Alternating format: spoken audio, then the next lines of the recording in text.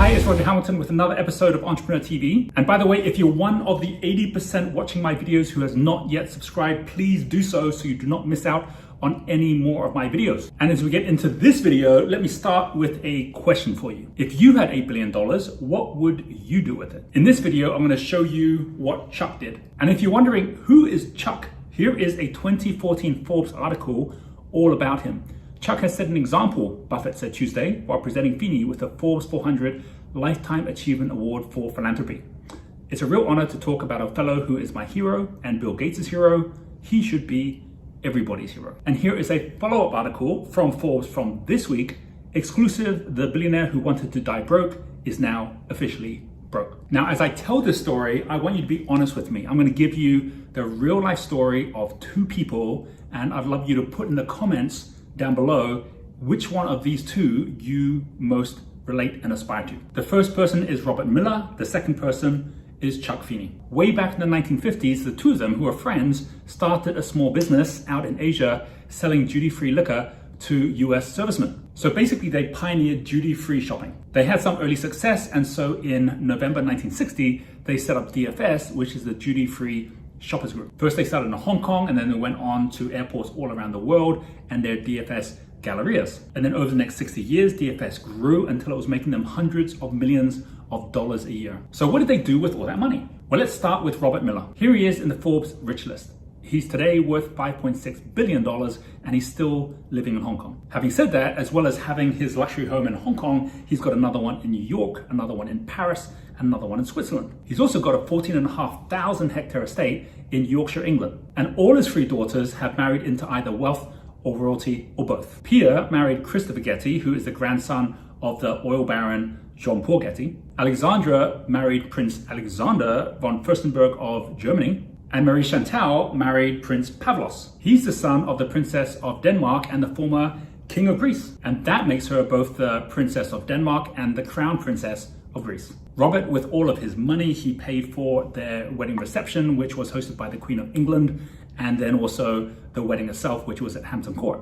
Vanity Fair called it probably the most extravagant pre-wedding and wedding reception England has ever seen. And not just content being a billionaire entrepreneur and a socialite and a very generous dad, Robert went on to break sailing records on his sailing boat together with his new son-in-law Prince. First, they broke the record for the fastest crossing of the Atlantic on a monohull. Then a few years later, he broke a record going from west to east, one that had been standing for over 100 years, while at the same time winning the Rolex Transatlantic Challenge. Okay, so how does Chuck Feeney compare? Well, until 1996, most people around the world knew very little about Chuck, even though he had the same 40% shares in DFS that Robert did, other than the fact that he flew economy and he would carry all of his papers on a plastic bag just to be able to economize. Then in 1996, news came out that LVMH was going to be buying over Chuck and his lawyers' shares in DFS, and they were going to buy those shares for $2.47 billion. Robert Miller wasn't happy about this, so he decided to go to court, and that's when everyone found out for the first time Chuck no longer owned his shares in DFS. Way back in 1984, which was 12 years before the LVMH deal, he had already given all of his shares over to his charity. And his charity, which is called the Atlantic Philanthropies, was already super busy giving all his money away. Here's the story straight from the Atlantic Philanthropies. A disagreement with DFS partners about the LVMH deal was heading to court, which meant Feeney's philanthropic secret would soon be revealed.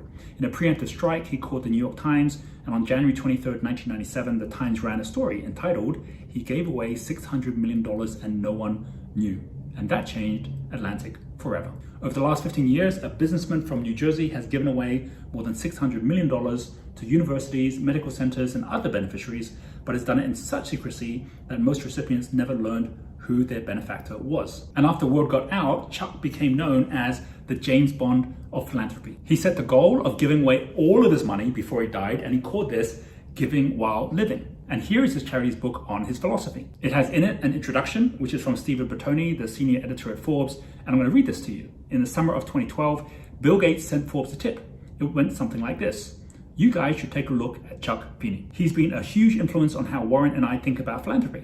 Warren was, of course, Warren Buffett, the legendary investor partnering with Gates on the Giving Pledge, a bold campaign to coax the world's richest to donate at least half of their wealth before or upon their deaths. So as Gates suggested, we looked into Chuck Feeney. We discovered a character we would later call the James Bond of philanthropy, an entrepreneur who had traveled the globe, often in a clandestine operation, to donate virtually all his self-made fortune to causes like education, health, human rights, and healthy aging. Few people have given more than Feeney, and no one had gifted away their wealth so completely while still living. So now fast forward to today and what happened this week. This week, his charity, having spent all its money, has finally closed its doors for good. And while that earlier New York Times article talked about 800 million he'd given away, over his entire lifetime, he has now given away $8 billion.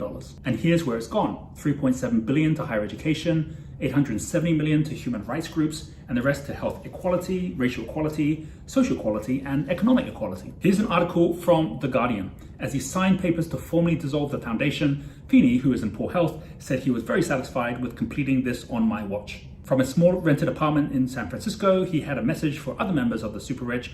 To those wondering about giving while living, try it. You'll like it. Wealth brings responsibility, he often said. People must define themselves or feel a responsibility to use some of their assets to improve the lives of their fellow humans, or else create intractable problems for future generations. And you know, with all the challenges we've got in the world today, this is more relevant now than ever. Feeney was influenced by Andrew Carnegie's essay, The Gospel of Wealth, with his declaration that the millionaire will be but a trustee for the poor. Oshley, who has worked for Feeney for more than 30 years, said his boss had once tried to live a life of luxury, but it didn't suit him. He had nice places, nice things. He tried it on and it wasn't for him. He doesn't own a place. He doesn't own a car. The stories of his frugality are true. He does have a $10 Casio watch and carries his papers in a plastic bag. That's him. That's what he felt comfortable with. And that's really who Chuck has been. Now, I know with growing wealth equality today, billionaires have a bad name. And this crisis has brought out many Bill Gates bashers. But all the same, the Giving Pledge, which was set up by Bill Gates and Warren Buffett, has attracted over 210 people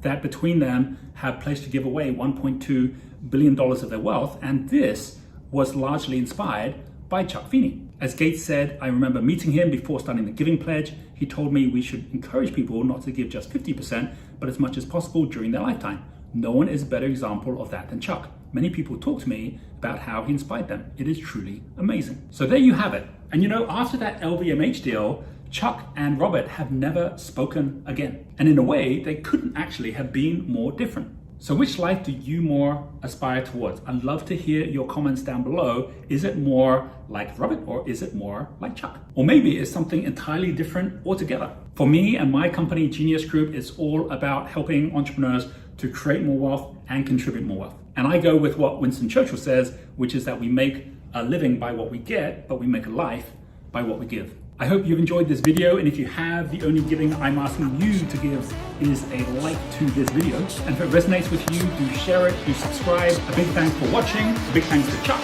and we'll see you on next week's video.